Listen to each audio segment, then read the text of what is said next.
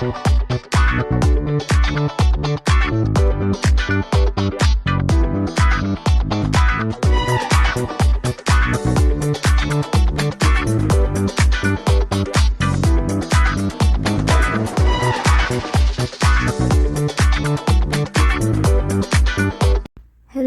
ka mga madi! So for today's video, ipapakita ko sa inyo ang aming first outing. Yes po, kasi sobrang init na po talaga dito sa Saudi. Kaya yan, gagala yan sila ang aming mga amo. So syempre, kasama din ang mga madi na kadama yun. So, nakalimutan ko kung anong pangalan ng resort na pinuntahan namin.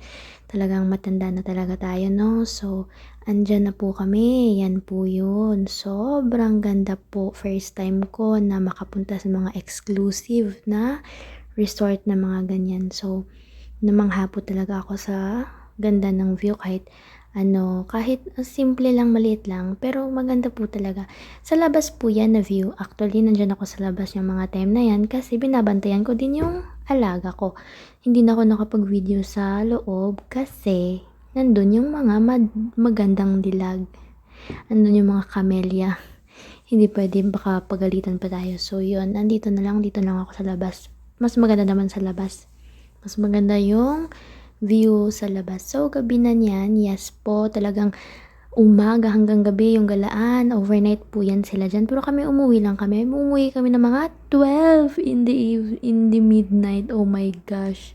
Talagang grabe, puyatan is real. Pero share ko lang na gustong gusto ko yung mga gala na yan na kasi nakakapag-relax din kaming mga kasambahay. Kasi po, wala po kaming masyadong ginagawa, nakaupo lang kami, tsaka kumakain, madaming pagkain, kasi kung ano yung mga pagkain ng mga amo namin, yun din yung pagkain namin, binibigyan nila kami. Yun nga po yung isa sa pinapasalamatan ko talaga ni God, kasi binigyan niya ako ng mababait na pamilya ng aking employer. Wala po talaga akong masasabi kasi po mabait po talaga sila. So, talagang God is good all the time po, at saka andyan po talaga siya palagi para sa atin. Hindi niya tayo papabayaan.